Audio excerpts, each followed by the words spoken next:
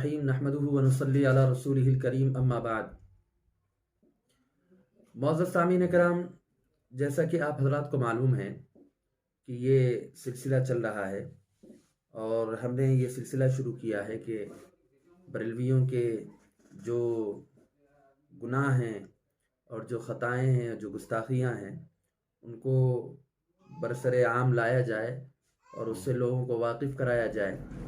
اسی لیے یہ سلسلہ شروع ہوا تھا۔ آج ہم آپ کے سامنے ایک مزید انوکھے انداز میں آپ کے سامنے پیش کریں گے کہ بریلوی حضرات اعلیٰ حضرت کو کہاں سے کہاں پہنچاتے ہیں۔ اس سے پہلے چند باتیں بطور تمہید آپ سماعت فرما لیں تو بڑی اچھی بات رہے گی۔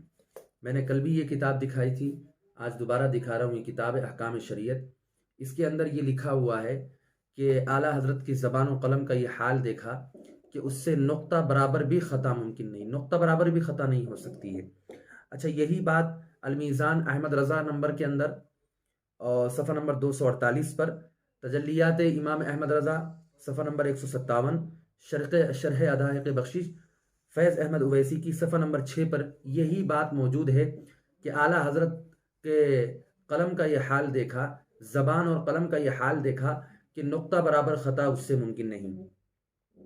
اس کے بعد آئیے ہم آپ کو ایک دوسری طرف لے کے چلتے ہیں کہ بریلویوں ہی کے بہت بڑے عالم ہیں صاحبزادہ ابو الخیر زبیر حیدرآبادی۔ انہوں نے لکھا ہے کہ اعلیٰ حضرت کو جو بریلوی حضرات ہیں وہ حضور صلی اللہ علیہ وسلم بھی بڑھ کر مانتے ہیں اور اعلیٰ سمجھتے ہیں، اور یہی بات انوار کنز الایمان کے اندر اور معارف رضا کے اندر بھی موجود ہے کہ بریلوی حضرات مسلک رضا والے اعلیٰ حضرت کو نبیوں ولیوں بلکہ خود امام الانبیاء حضور صلی اللہ علیہ وسلم سے بھی بڑھ کر سمجھتے ہیں اور بڑھ کر مانتے ہیں۔ یہ میں نے آپ کے سامنے دو باتیں پیش کی جو خود بریلویوں کی کتاب میں موجود ہے۔ اچھا، یہاں ایک بات میں اور تھوڑا کلیئر کر دینا چاہتا ہوں کہ جب ہم یہ سارے حوالہ جات پیش کرتے ہیں تو بریلویوں میں ابال آ جاتا ہے، اور وہ کوئی ہم کو فون کر کے گالیاں بکتا ہے، کوئی فون کر کے نہ جانے ہم سے اس پر بات کرنا چاہتا ہے۔ اس طرح بات چیت تو نہیں ہوتی ہے نا کہ فون پر آپ لگائیں اور اس طرح بات چیت کریں، یہ کوئی بات چیت کا طریقہ نہیں ہے۔ بات چیت کرنا ہے، آئیے آمنے سامنے بیٹھیے اور مہذب انداز میں جو بات کرنے کا ایک طریقہ ہے اس طریقے پر گفتگو کرتے ہیں تو انشاءاللہ کچھ بات سمجھ میں بھی آئے گی اور اس کا کچھ نتیجہ بھی ظاہر ہوگا۔ اس طرح فون لگا کر گالی بکنا اور فون لگا کر بات کرنا، یہ آپ حضرات کو زیب نہیں دینا چاہیے اگر آپ کیا کہتے ہیں اعلیٰ حضرت کو ماننے والے ہیں تو۔ دوسری بات یہ سمجھ لیجئے کہ ہم جتنے بھی حوالہ جات پیش کر رہے ہیں، کوئی یہ ہمارا حوالہ نہیں ہے کہ آپ کو یہ الزام دینا پڑے کہ تم تو اپنی کتاب سے پیش کر رہے ہو، اپنی کتابوں کے حوالہ جات پیش کر رہے ہو اور اپنی کتابوں سے الزام لگا رہے ہو۔ بات تو جب بنتی کہ جب ہم اپنی کتاب سے الزام لگاتے ہیں، لیکن یہاں تو معاملہ الٹا ہے کہ آپ کی خود کی کتابوں کے اندر یہ بات موجود ہے اور ہم آپ کی خود کی کتابوں سے ہی آپ کے اوپر جو بھی فتوے لگتے ہیں وہ فتوے ہم لگا رہے ہیں۔ ہمیں کوئی ضرورت ہی نہیں ہے، ہمیں اللہ کا شکر ہے صرف بتانا ہے، ہمیں بتانا ہے، بیان کرنا ہے۔ لگایا تو آپ حضرات نے خود نے ہے۔ یہ کرامت ہے علماء دیوبند کی، یہ کرامت ہے جو جگ ظاہر ہے، اظہر من الشمس ہے، عیاں اور بیاں ہے۔ آگے میں چلتا ہوں تو آپ دیکھیے کہ اعلیٰ حضرت کو اتنا بڑا پہنچا ہے کہ نقطہ برابر بھی خطا ممکن نہیں، زبان سے قلم سے نقطہ برابر خطا ممکن نہیں، ٹھیک ہے؟ اور یہاں تک بڑھا دیا کہ نبیوں اور ولیوں بلکہ امام الانبیاء حضور صلی اللہ علیہ وسلم سے بڑھ کر سمجھتے ہیں۔ ان لوگوں نے اتنا بڑھا دیا ہے۔ اب میں آپ کو آگے چل کر یہ بات بتاتا ہوں۔ یہ کتاب ہے میرے سامنے جا الحق، یہ بریلویوں کے حکیم الامت احمد یار خان نعیمی ہے۔ صفحہ نمبر 408 پر یہ لکھتے ہیں کہ انبیاء کرام علیہ السلام سے نسیاناً خطاً صادر ہو سکتے ہیں۔ کیا چیز صادر ہو سکتی ہے؟ یہ پیچھے لکھا ہوا ہے، گناہ کبیرہ کر سکتے ہیں اور نہ اس کے بعد، ہاں نسیاناً خطا صادر ہو سکتے ہیں۔ یہ انبیاء کرام علیہ السلام کے متعلق لکھا ہے۔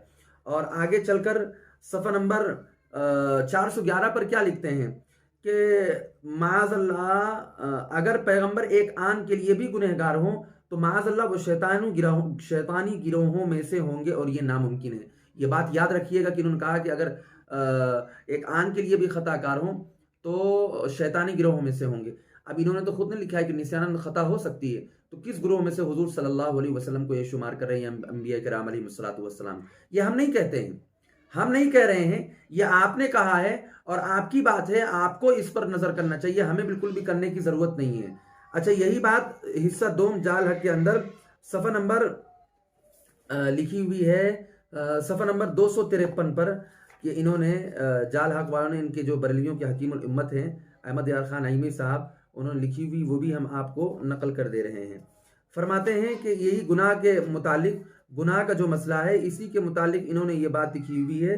کہتے ہیں کہ اسی طرح حضور صلی اللہ علیہ وسلم کے وہ افعال کریمہ جو نسیان یا اجتہادی خطا سے سرزد ہوئے ہیں، نسیان یا اجتہادی خطا سے سرزد ہوئے ہیں۔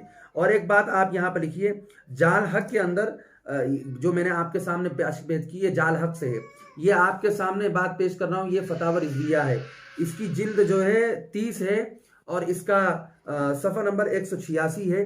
اس میں انہوں نے یہ بات نقل کی ہے کہ آدم علیہ السلام نے خطا کا ارتکاب کیا، سب سے اوپر ہی یہ بات نقل کی ہے کہ آدم علیہ السلام نے خطا کا ارتکاب کیا۔ اچھا، یہی بات مواعظ نعیمیہ کے اندر بھی لکھی ہوئی ہے، یہی بات سعید احمد کاظمی نے بھی لکھی ہوئی ہے کہ حضور صلی اللہ علیہ وسلم سے گناہ ہوئے ہیں جو صورتاً مشابہ ہیں گناہ کے، یعنی حقیقتاً تو گناہ نہیں ہے لیکن گناہ کے مشابہ ہیں۔ اب آپ کو ایک بات اور یہاں بتاتا چلتا ہوں کہ بریلویوں کی شارح بخاری نے، شریف شارح بخاری میں امجد الحق جو ان کے بہت بڑے عالم ہیں، اس نے لکھا ہوا ہے کہ خطا کے معنی گناہ اور غلطی کے ہوتے ہیں۔ اب آپ کو میں نے دونوں طرف کلیئر کر دیا ہے، یہ مقدمہ تھا، ایک طرف صغرا اور ایک طرف کبرا، دونوں ملا دیے۔ اب نتیجہ کیا نکلتا ہے کہ ادھر تو انبیاء کرام علیہ الصلاۃ سے نسیاناً خطا کا صدور ہو رہا ہے، اجتہاداً خطا کا صدور ہو رہا ہے، اجتہاداً بھی خطا کا صدور، نسیاناً بھی خطا کا صدور، اور ان سے غلطیاں ہو رہی ہیں اور گناہ کے مشابہ جو چیز ہو رہی ہیں وہ بھی قرار دیا جا رہا ہے۔ اور دوسری طرف اعلیٰ حضرت کا یہ حال ہے کہ نبی سے بڑھ کر مان رہے، ولی سے بڑھ کر مان رہے، امام الانبیاء سے بڑھ کر مان رہے ہیں، اور یہاں تک صرف مان ہی نہیں رہے بلکہ یہ کہا کہ نقطہ برابر زبان و قلم سے خطا ممکن نہیں ہے۔